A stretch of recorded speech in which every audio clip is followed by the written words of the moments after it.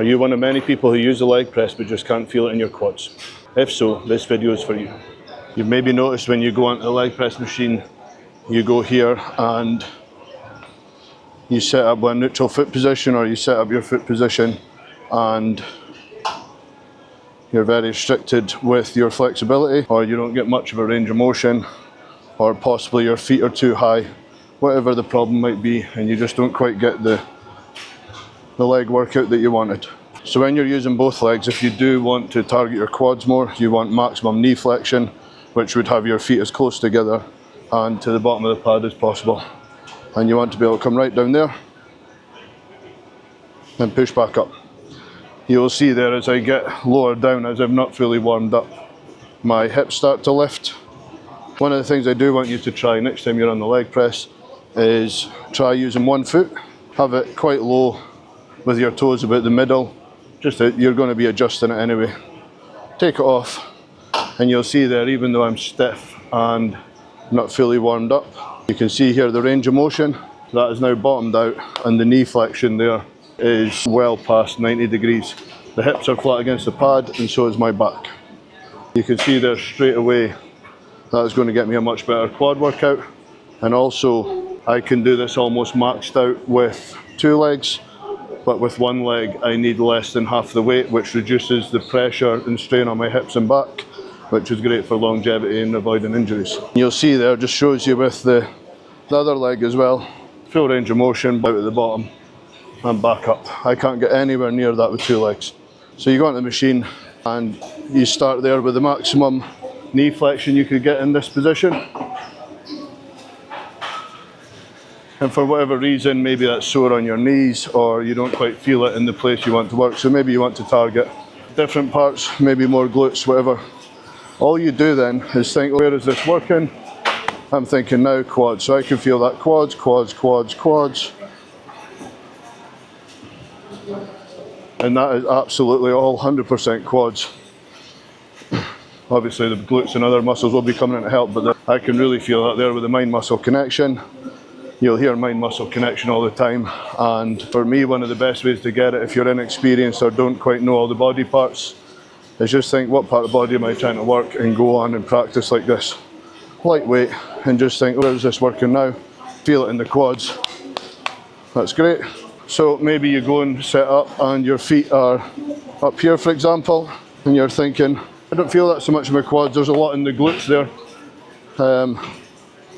You do feel it a little bit in the quads, but not so much.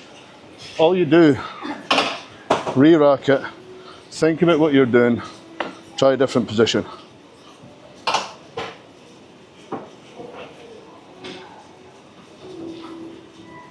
Feel that more in my quads now. So that's the position now that I've practiced during warm-up, and that's the position that I'm going to go when I go into the maximum weight for my working sets. So in a simple way, go to the machine, think about, people say mind-muscle connection, think about what muscle am I working, practice that muscle, keep adjusting until you get it right. So one of the other good things about this, so you're short of time maybe, and you want to get a good leg workout, so you're doing individual legs, you're getting a real focus on the quads. If not, you just keep adjusting the positions, and that is in general what you want to be doing with every exercise. You pick up a weight, you practice during the warm-up and just adjust and adjust and adjust until you're comfortable in that position. With that mindset, you don't actually need to know much about training to have a successful workout. So the good thing about this is I can save myself a lot of time. So for me to load up all the weights to fill this up to do both legs, it takes a long time, and then I need to take them off again. It takes longer than what the workout does. Whereas when I do this unilateral, I can put on less than half the amount of weights, and I can swap between legs and minimise my rest time as well. So there is a lot of other benefits of unilateral work, like having balanced legs. What you will notice, you can practice this on the leg extension. So if you do unilateral on the leg extension, with both legs I'm really strong. And when I swap to the right and the left, I notice that my left leg has been doing a lot less work all the time and the right leg's taking over. So when you do them individually, it's a big imbalance. It's a good test to try out actually. So my left leg shakes and is really unstable when it's worked individually, so good to get them balanced up. When I am doing this as well, I've got my left leg braced on the bar and I've got this stopper on here so it can't chop my leg off.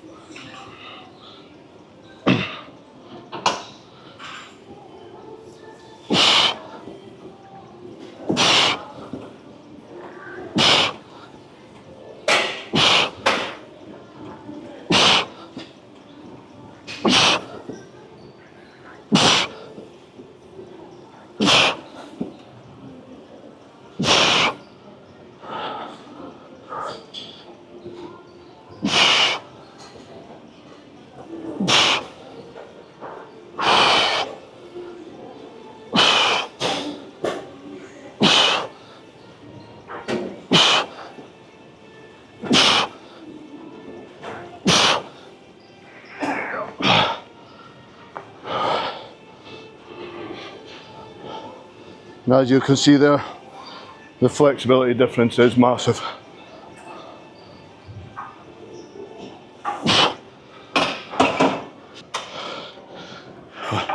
Hopefully that is helpful, but all I'm saying is just adjust, adjust, adjust, and get the position right. There's no rush, do it in your warm-up, master the technique, and then when you go for your working set, you're confident you're doing the right thing.